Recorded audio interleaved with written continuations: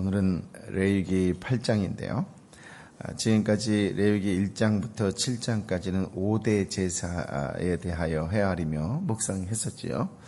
5대 제사를 간략하게 정리한다면, 죄의 문제로 하나님과 사이가 틀어졌다면 속죄제, 속건제로 관계를 복원하고 그 후에 번제를 드리면서 하나님과의 관계를 지속하며 그 기쁨과 감사를 화목제를 드리면서 이웃에게 확장시킵니다.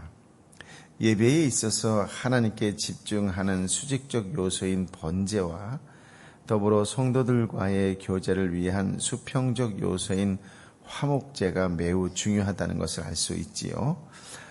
우리는 이러한 5대 제사를 함께 묵상하면서 모든 제사의 규례는 곧 믿음에 관한 말씀으로 예수 그리스도 십자가를 보여주는 모형이다라고 하는 것을 확인해 보았습니다. 이제 8장에서 배우게 되는 내용은 대제사장 아론의 위임식으로 하나님 앞에 처음 제사장으로 임직하는 내용입니다. 성막을 세웠더라도 그곳에서 봉사하는 사람이 없다면 무용지물이 되겠지요. 그러므로 하나님께서는 제사의 제도를 가르치시고 그 다음으로 그 제사를 집행하는 일꾼들을 구별하여 세우시려 하십니다. 대제사장은 특히 예수 그리스도를 예표하는 모형이라고 하는 것을 명심하셔야겠지요. 예수님께서 직접 당신의 몸을 제물로 바쳐 제사를 완성시키신 사실을 염두에 두고 묵상하시면 좋겠습니다. 대제사장을 왜 세우셨나 하면 중보자 없이는 하나님께 나아갈 수 없기 때문입니다. 구약시대에는 제사장 없이 백성 스스로는 하나님 앞에 나아갈 수 없었지요. 그러나 우리의 신약시대에는 예수 그리스도께서 십자가상에서 중보자로서 모든 제사를 완성시키셨기 때문에 이제는 인간 중보자는 필요 없다, 이렇게 얘기할 수 있어요. 오직 예수 그리스도 한 분만이 우리의 중보자이시다라고 하는 것이지요. 이 말을 달리 해석한다면 어떤 특별한 목사님이 중보자가 될 수 없다, 아니 누구도 중보자가 될 수 없다, 이렇게도 이야기할 수가 있어요. 눈에 보이는 중보자는 이제는 없다는 이야기겠지요. 그래서 무분별한 기도를 부탁하거나 기도를 받으러 이곳저곳 돌아다닐 필요 없다는 것이에요. 사람을 통해 특별한 은혜를 받으려고 할 필요 없다라고 하는 거예요. 오직 예수 그리스도 한 분만이 우리의 중보자이신데, 이제 그분 때문에 저와 여러분이 하나님께 직접 기도할 수 있는 시대에 살기 때문에, 그런 특별한 은혜 가운데 살아가기 때문에 직접 하나님께 기도하면 된다라고 하는 것입니다.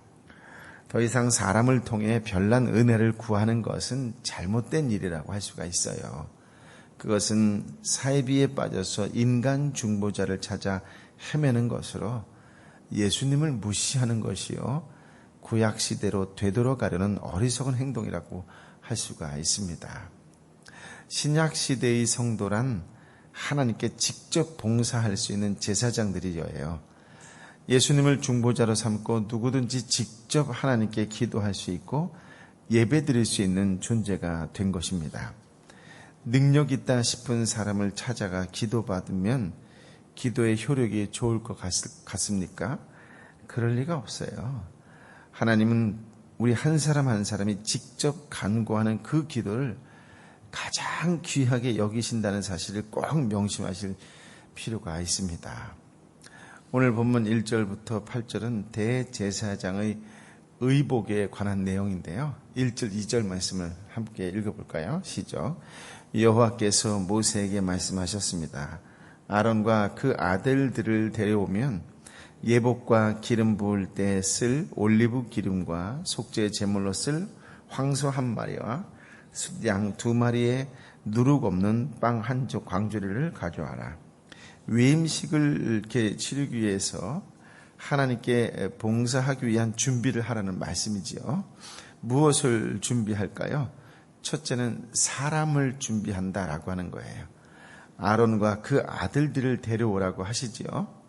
무슨 말이냐면 모든 일에 있어서 가장 중요하고 우선되어야 할 것이라면 바로 사람이다 라고 하는 것을 가르쳐 주시는 것이에요. 가장 존귀한 직분을 위해 준비된 사람, 아론과 그 아들들은 모세의 친형이고 조카들이죠. 다른 사람들이 보기에는 좀 문제가 있어 보일 수가 있어요. 특별히 21세기 살아가는 저와 여러분이 이 당시 문화를 무시하고 지금의 눈으로 들여다보면 의심할 수밖에 없겠지요. 왕권 정치에나 있을 법한 혈통중심적 문화다라고 하는 것을 알고 있을 필요가 있겠지요. 그래서 1절에 여호와께서 모세에게 말씀하셨습니다 라는 말씀이 아주 중요한 거예요. 어찌 보면 절실한 말씀이라고 하는 거예요. 혈통 중심이었던 당대에도 혈통을 초월한 하나님의 명령이라고 하는 것을 명백하게 드러내는 것이지요.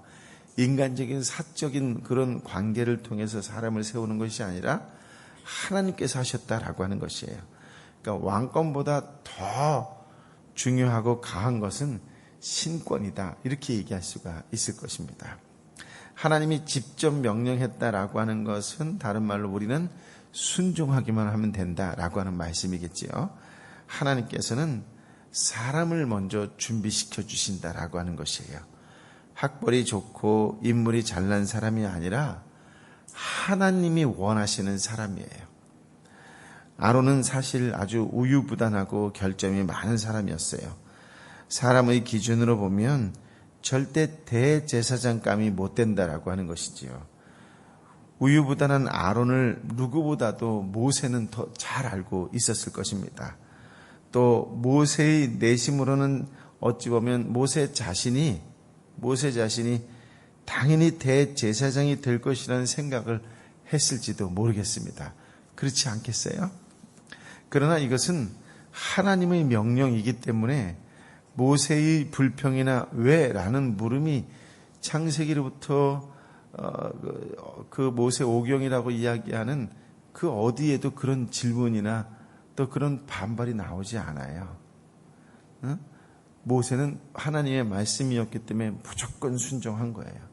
왜 아론입니까? 라고 이야기하지 않아요.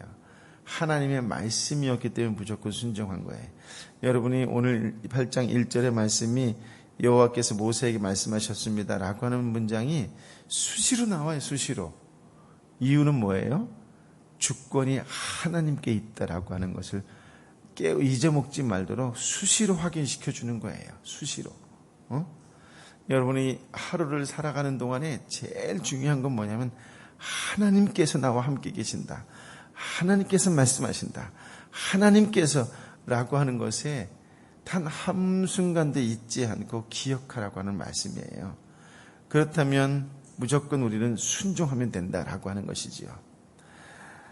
하나님께서는 사람을 준비시킨 후에 그 다음 의복을 준비시키셨어요.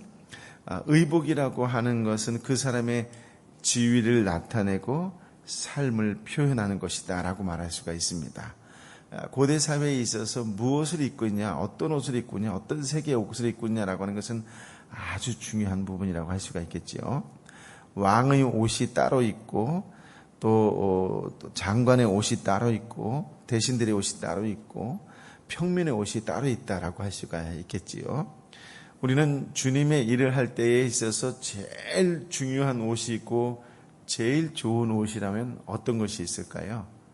예수님은 어떤 옷을 입으라고 우리에게 말씀하셨어요? 예수 그리스도의 옷을 입으라고 말씀하셨어요. 우리가 일생을 살아가고 일상을 살아가면서 제일 중요한 것이 있다면 뭘까요? 예수님의 옷을 입고 살아가는 거예요. 여러분 하루에 한 번씩 이렇게 샤워하고 속옷도 갈아입고 겉옷도 갈아입잖아요. 갈아입을 때마다 그렇게 속삭이세요. 주님, 겉옷은 제가 입지만 제 마음으로는 예수 그리스도의 옷을 입게 하여 주옵소서라고요. 아멘. 제일 중요해요. 예수 그리스도의 옷을 입는 자가 되어야 돼요. 나는 날마다 예수님의 옷을 입는다라고 고백하는 저와 여러분이 되시기를 예수님으로 축복합니다. 아멘. 인간이 준비가 되면 그의 부끄러움을 가리고 하나님의 일을 당당히 하도록 예수 그리스도의 옷을 입으라는 것입니다. 예수 그리스도의 옷을 입는다라고 하는 건 다른 말로 해서 새 삶을 준비한다, 이렇게 이야기할 수가 있어요. 예수 그리스도의 옷을 입으면 새 삶을 살 수가 있기 때문에 그렇다라고 하는 것이죠. 두 번째, 올리브 기름을 준비하라고 하셨어요. 향, 몰약, 계피, 감람유를 섞어 만들었는데요. 이것은 옛날에 관유라고 했는데 신성한 일에 쓰기 위해 구별한 기름을 말하는 것이에요. 그래서 이제 이런 신성한 일에 구별되기 위해서 사용하는 기름, 보통 그래서 성경에서 기름을 이야기할 땐 성령님을 많이 의미합니다. 하나님의 성령이 함께 해 주셔야만 하나님께 합당한 봉사를 할 수 있다, 그런 말씀이에요. 우리가 기름 부어 주옵소서, 성령의 기름 부으심, 이런 말은 뭐예요? 성령이여 임하여 주옵소서. 성령이 임하셔야만 새로운 일을 할 수 있습니다. 하나님께서 기뻐하시는 일을 할 수 있습니다. 하나님께 합당한 봉사를 할 수 있습니다. 그런 말씀이에요. 자신의 열정 하나 가지고는 하나님의 일을 할 수는 있어도 하나님께 합당한 봉사는 할 수 없다라고 하는 것이에요. 반드시 하나님의 일에는 성령의 도우심이 있어야 한다라고 하는 것이에요. 여러분, 출근하실 때마다 이렇게 기도하는 거 좋아요. 하나님, 오늘 내가 하는 일에 기름 부어 주옵소서. 하나님, 오늘 내가 해야 할 일들 가운데에 기름 부어 주옵소서. 이런 기도 아주 좋은 기도라고 할 수 있어요. 나는 성령님이 임하시지 않으면 하나님께 합당한 일을 할 수 없습니다. 무슨 일을 하든지 간에 하나님께서 기뻐하시는 일을 하길 원합니다. 그러기 위해서는 성령의 도움이 절대적으로 필요합니다. 성령 하나님, 저의 하는 일에 기름 부어 주옵소서. 아멘. 그렇게 기도하는 게 아주 좋아요. 네. 하나님의 일에는 반드시 성령의 도우심이 있어야 한다라고 하는 것이에요. 사람을 준비시키고 그 다음으로 기름을 준비시키는 하나님의 뜻을 분명히 아셔야 한다는 것이에요. 기름 없이도 제사장 하면 되지, 이건 사람의 생각이라고 하는 것이에요. 성령 없이도 내 지식과 내 열심이 있으면 얼마든지 봉사할 수 있지, 그건 인간의 생각이라고 하는 거예요. 그런데 의외로 너무나 많은 사람들이 이렇게 일을 하고 있다라고 하는 것이에요. 저도 제일 많이 하는 기도 중에 무엇이냐면, 아침에 자리에 앉으면 성령 하나님, 제가 오늘 해야 하는 모든 일들 가운데 기름 부어 주옵소서. 성령 하나님 없이는 저는 할 수 없습니다. 저의 알량한 지식을 나열하고 자랑하지 않도록 기름 부어 주옵소서. 이런 기도 많이 해요. 오늘 여러분의 하시는 모든 일들 가운데에 성령 하나님의 기름 부으심이 충만하기를 예수님의 이름으로 축복합니다. 아멘. 하나님께서는 반드시 기름을 준비시켰습니다. 성령 없이는 하나님의 일을 할 수 없다는 사실이지요.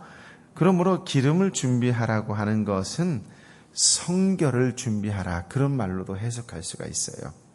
그 다음 속죄 제물로 쓸 황소 한 마리와 수양 2마리를 준비시키셨지요. 먼저 자신의 죄부터 속죄하라고 하는 것이에요. 대제사장, 제사장에 있어서 제일 중요한 게 뭘까요? 먼저 자신의 죄부터 용서받는 것이다, 이렇게 이야기할 수가 있습니다. 성령의 은혜를 받아도 하나님 앞에 나아갈 때는 반드시 예수 그리스도의 십자가 보혈을 의지해야 한다라고 하는 것이에요. 우리가 기도할 때마다 먼저 나의 죄를 용서해달라고 하는 기도를 통하여 정결함을 받은 마음으로 하나님께 기도하는 것이다 라고 하는 것이에요. 성령의 은혜를 받아도 하나님 앞에 나아갈 때는 무엇이 반드시 예수 그리스도의 십자가의 보혈을 의지해야 된다라고 하는 거예요. 죄를 용서받는 속죄의 은총 없이, 죄를 깨끗이 하는 의로움 없이는 하나님 앞에 설 수 없다라고 하는 원칙입니다. 이제 그 다음이 뭐예요? 누룩 없는 빵 한 광주리, 즉 무교병을 준비시키셨습니다. 이것은 소제나 화목제를 드릴 때 필요한 것인데요. 즉 감사함을 의미하는 것이다 라고 하는 것이에요. 무교병 한 광주를 준비하라라고 하는 것은 감사하는 마음으로 하나님 앞에 나서라 라고 하는 말씀이에요. 속죄의 은총을 받은 다음 감사한 마음이 있어야 하나님 일꾼으로 쓰임받을 수가 있다라고 하는 말씀이에요. 여러분 2절 한 구절 갖고 정말 놀라운 하나님의 은혜를 경험하고 체험할 수 있으시겠지요? 네, 정말 중요한 말씀이에요. 그런데 더 중요한 말씀은 1절이에요. 하나님께서 말씀하셨다라고 하는 것이에요. 오늘 저와 여러분에게 하나님께서 말씀하시는 은총을 경험하시길 예수님의 이름으로 축복합니다. 아멘. 3절부터 5절 말씀을 읽어볼까요? 그리고 회막문으로 온 회중을 모아라. 모세는 여호와께서 명령하신 대로 했고 회막문에 회중이 모였습니다. 모세가 회중에게 말했습니다. 여호와께서 이렇게 행하라고 명령하셨다. 3절 보면 하나님과 인간 사이를 중보하는 사역을 임명하는 거룩한 의식이기 때문에 모든 사람들이 보는 앞에서 공적으로 행하시게 했다라고 하는 말씀이에요. 예수님께도 이 땅에 오셔서 공적 사역을 시작하실 때 은밀히 하셨어요? 사람들 앞에 다 모일 때 하셨어요? 은밀히 하지 않으셨다라고 하는 거예요. 많은 사람들 앞에서 예수님께서 나에게 오라, 나를 따르라, 나를 믿으라 그렇게 말씀하셨다라고 하는 것이지요. 중보자는 자기를 통해서 하나님께 나아갈 수 있음을 사람들에게 확실히 보여주어야 한다라고 하는 말씀이에요. 그래서 당시에도 아론과 그 아들들을 백성들 앞에 세우고 의식을 행하도록 하셨다라고 하는 것이지요. 지금 하나님께서 저와 여러분에게 무엇을 원하고 계십니까? 라고 한다면 어떤 부분인 것 같아요?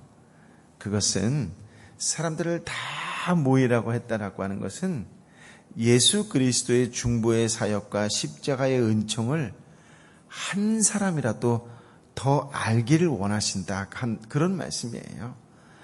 예수 그리스도의 사역, 예수 그리스도의 십자가의 은혜를 단 한 명이라도 더 알고 깨닫고 누리기를 원하신다라고 하는 말씀이에요. 예수 그리스도를 모르는 사람은 하나님 앞에 설 수 없기 때문에 그렇습니다. 누구든지 그리스도가 중보자이심을 믿어야만 하나님 앞에 설 수가 있기 때문이에요. 우리가 성경을 배우고 말씀을 공부하는 이유가 바로 여기에 있는 것이에요. 성경을 통해 예수 그리스도가 우리와 하나님의 중보자이심을 확실하게 깨닫고 배우는 것이지요. 예수 그리스도를 믿어야만 하나님 앞에 설 수 있다는 사실을 배우는 것이에요. 5절을 통하여 대제사장의 의식은 모세 자신이 고안하여 연출해낸 의식이 아니고 하나님께서 가르쳐 주시고 행하라 명하신 의식임을 모세가 백성들 앞에 미리 밝히고 있는 거예요. 여호와께서 이렇게 행하라고 명하셨다라고 하는 거예요. 내 형이기 때문에 내가 하는 것이 아니라, 내 친척이기 때문에 내가 하는 것이 아니라, 내 자식이기 때문에 내가 하는 것이 아니라 하나님께서 그렇게 하라고 명하셨다라고 다시 한번 모세가 분명하게 선포하고 있는 것이에요. 그렇다면 우리는 어떻게 해야 된다고요? 순종하기만 하면 되는 것이에요. 여러분, 자칫 백성들에게 오해받을 만한 소지가 충분히 있지 않았겠어요? 그렇지 않아요? 모세가 다른 사람이 아닌 자신의 형과 조카들을 세우기 때문이겠지요. 모세는 자기의 생각으로 자신의 혈족을 세우고 의복을 지어 입히고 몸을 씻기고 기름 붓는 것이 아니라 하나님의 명령이라고 하는 것을 분명하게 밝히고 있다라고 하는 것이에요. 말씀대로 행하라라고 하는 말씀이에요. 하나님의 말씀이 우선이에요. 말씀대로 순종하라라고 하는 말씀이에요. 6절 7절 읽어볼까요? 시작. 모세가 아론과 그 아들들을 앞으로 나오게 하고 그들을 물러 씻겼습니다. 그는 아론에게 겉옷을 입히고 허리띠를 두르고 긴 옷을 입혔습니다. 에봇을 입히고 에봇 위로 잘 짜여진 허리띠를 단단히 둘러매 주었습니다. 우선 성막 안으로 들어가기 전에 성막들에 있는 물두멍에서 몸부터 씻기라고 하셨어요. 무슨 말이에요? 하나님 앞에 회개하라는 뜻이지요. 우리가 하나님 앞에 나아가 봉사하기 전에 제일 중요한 것이 있다면 무엇이냐라고 한다면 그것은 회개하는 거예요. 지난날의 삶을 청산하고 더러운 죄악들을 회개하는 행위가 제일 먼저라고 하는 사실을 가르치고 있는 것이에요. 옛 것을 벗어야만 새 것을 취할 수 있다라고 하는 원리이지요. 하나님의 일을 사역하는 자들에게 가장 중요한 조건이 바로 성결이라고 하는 거예요. 회개 없이 하나님의 일을 하는 거 사탄만 좋아할 뿐이에요. 결국은 자신만 드러나게 돼 있어요. 헌신하고 봉사하고 끝에서 왜 나를 알아주지 않느냐라고 교회를 어지럽힐 수밖에 없다라고 하는 것이에요. 그래서 제일 중요한 게 뭐예요? 깨끗해야 한다는 말이에요. 회개하지 않고 사역을 해봤자 하나님은 받으시지도 기뻐하시지도 않는다는 것을 배워야 합니다. 히브리서 9장 13절 14절을 기록해 놓으시고요. 찾아서 한번 읽으시면 좋을 것 같아요. 만일 염소와 황소의 피와 암송아지의 재를 뿌려 부정한 사람들을 거룩하게 함으로 그 육체를 정결하게 한다면 하물며 영원하신 성령을 통해 흠없는 자신을 하나님께 드리고 계신 그리스도의 피가 더욱 우리의 양심을 죽은 행실에서 깨끗하게 해 살아계신 하나님을 섬기게 하지 않겠습니까? 정말로 꼭 필요한 말씀, 중요한 말씀이에요. 구약의 제사에서 황소와 염소의 피나 암송아지의 재 섞은 물을 가지고도 하나님께 속죄가 가능했는데 우리 시대, 은혜의 시대, 신약 시대의 영원하신 성령으로 말미암은 그리스도의 보혈이 가지는 속죄의 능력은 물어볼 필요도 없는 분명한 사실이다라고 하는 것이지요. 우리들의 회개는 예수 그리스도의 보혈의 은총에 근거하는 것이어야 한다는 것이에요. 자기의 양심이나 도덕심에 근거하는 것은 뉘우침이고 반성이지 결단코 회개가 아니에요. 뉘우침이나 반성은 시간이 지나면 잊혀지고 똑같은 죄를 범하게 되어 있습니다. 그러나 회개는 뉘우침에 그치는 것이 아니라 그 죄악에서 완전히 돌아서는 것이에요. 물론 연약한 사람이기 때문에 또 죄를 범합니다만 범하지 않으려고 최선을 다하는 그 모습이 바로 회개라고 하는 것이지요. 그리고 회개는 보혈의 은총을 의지하면서 먼저 자백해야 합니다. 잘못했습니다가 선행되고 그것에서 그치면 안 된다라고 하는 것이에요. 회개는 가던 길을 멈춰서 방향을 완전히 바꾸는 거예요. 완전히 돌아서는 거예요. 그것을 일컬어서 회개라고 하는 거예요. 회개하고 반성하고는 전혀 다른 것이에요. 그리스도의 보혈을 의지한다는 것은 지금까지는 내 생각대로 살다 보니 그러한 죄를 범할 수 있었지만 이제는 예수 그리스도의 뜻대로 살아가겠노라고 결심하고 그렇게 살아가는 것이 바로 보혈을 의지한 올바른 회개라고 하는 것입니다. 이런 회개를 하나님의 사역자들은 제일 먼저 해야 된다라고 하는 것을 오늘 본문을 통하여 가르치고 있는 것이에요. 7절에 속옷은 은밀하고 부족한 모든 것을 가려준다는 의미이지요. 옷을 입기 시작한다라고 하는 것은 부끄러움을 가리기 위해서 아니에요? 그렇지 않습니까? 아론이 아무리 훌륭하다 해도 하나님 보시기에는 부족함 투성이지요.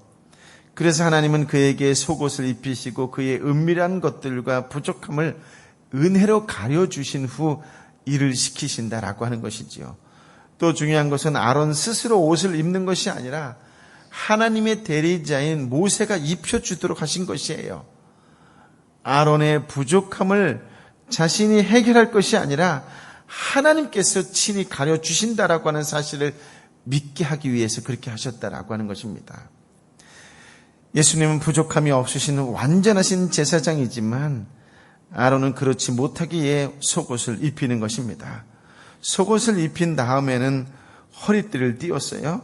하나님의 일을 하기 위해서는 단정함이 있어야 한다는 것입니다. 단정한 마음과 자세로 하나님의 일을 해야 한다는 것을 가르치고 있는 것이지요. 그런 자세에서 하나님의 능력과 힘을 받을 수가 있습니다. 허리띠를 맨다라고 하는 것은 힘을 더 강하게 쓴다는 의미가 있어요.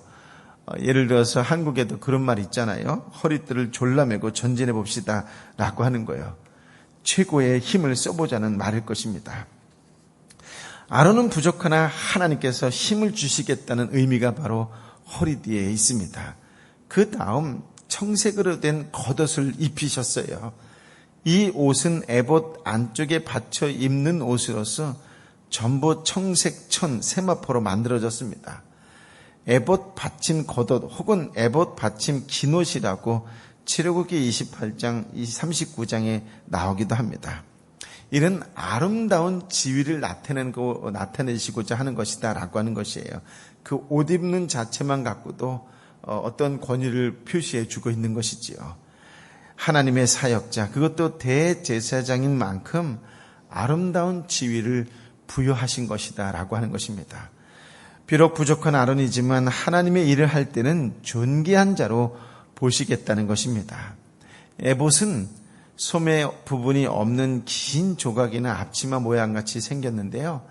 제일 겉에 입는 옷으로서 대제사장의 가장 아름다운 옷이라고 합니다. 이 옷은 금실과 청색, 자색, 홍색 실 및 가늘게 꼰 하얀 배실 등 5가지 색상의 실로 만들어졌다고 하네요.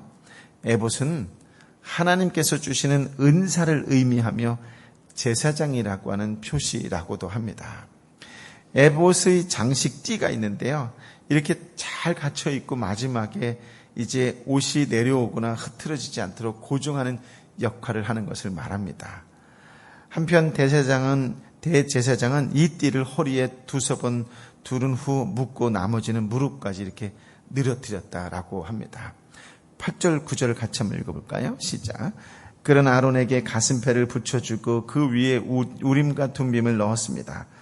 그는 아론의 머리 위에 터번을 두르고 그곳 앞쪽에다 헌신의 거룩한 표시인 금장식을 붙였습니다. 이는 하나님께서 모세에게 명령하신 대로입니다. 가슴패 혹은 흉패라고도 하죠.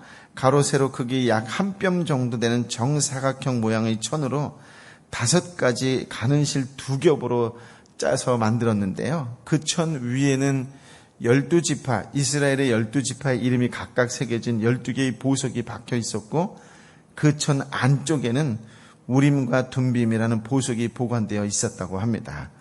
이는 하나님께서 선택하신 백성들을 보석처럼 귀하고 거룩하게 여기신다는 의미입니다. 이 흉패를 대제사장의 가슴에 달고 있는 것은 하나님이 선택하신 이스라엘의 12지파를 대제사장은 가슴에 안고 책임진다라고 하는 의미예요.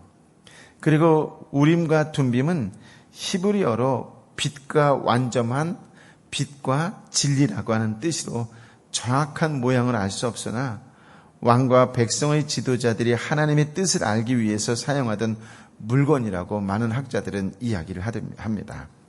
이 우딤과 둠빔은 판결하는 데 사용되었다고 하는데 어떻게 사용했는지에 대한 성경의 기록이 없어서 정확하게는 알 수 없지만 어떤 사안을 판결할 때 흉패 속 가슴 속에서 우림과 둠빔의 둘 중 하나를 끄집어내 봄으로 하나님의 뜻을 읽고 판단을 결정하는 데 사용했을 것이라고 학자들은 이야기합니다.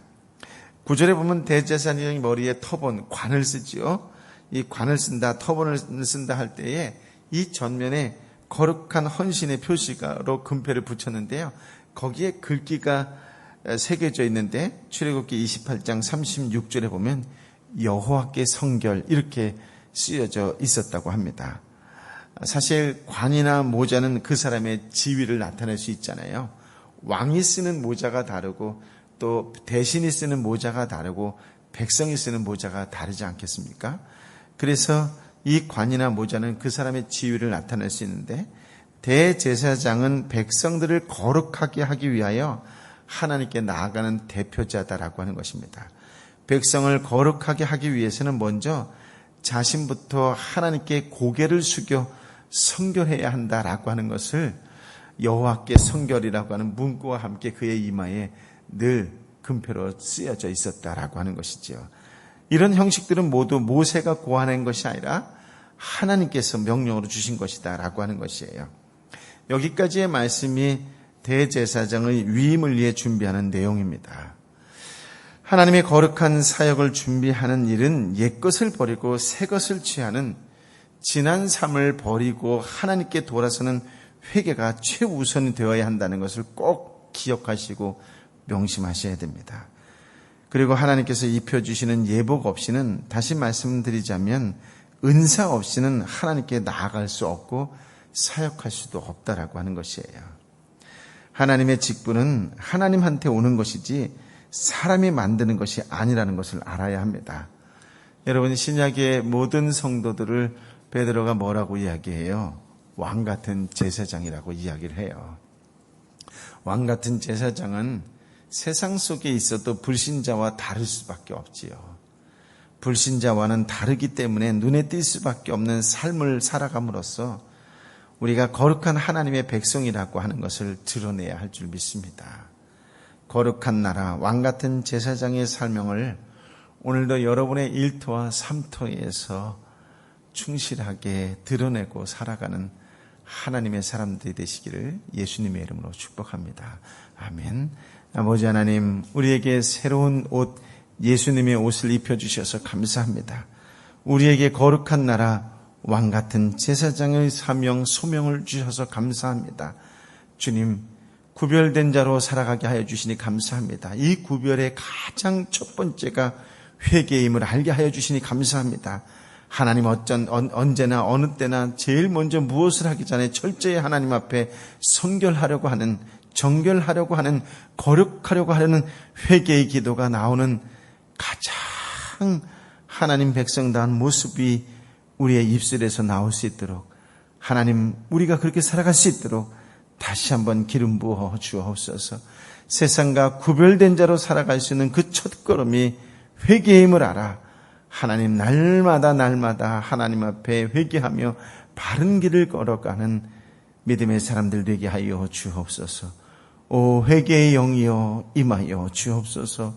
말씀의 영이여 임하여 주옵소서. 세상 속에 물들어가는 자들이 아니라 오히려 저들을 변화시키고 변혁시키는 일에 기꺼이 쓰임받는 참된 하나님의 사람, 성령의 사람, 예수의 사람이 되게 하여 주옵소서. 이제는 우리 주님 예수 그리스도의 은혜와 아버지 하나님의 크신 사랑과 성령 하나님의 교통하심이 주님, 날마다 정결한 자로 살겠습니다. 거룩한 자로 살겠습니다. 주 예수 그리스도의 보혈이 없이는 불가능합니다. 주 예수 그리스도의 보혈을 덧입혀 주옵소서라고 날마다 회개의 기도를 하며 살겠노라고 결단하고 작정하고, 또 그렇게 세상 속에 살아가노라고 걸어가는 하나님의 백성들 한 사람 한 사람 머리 위에 거룩한 나라, 왕같은 제사장의 소명을 감당하기 위하여 함께 기도하는 가족과 함께 기도하는 동료들과 함께 기도하는 이웃과 함께 기도하는 선교사님과 선교지 위에 이제부터 영원토록 함께하여 주옵기를 간절히 축원하옵나이다. 아멘.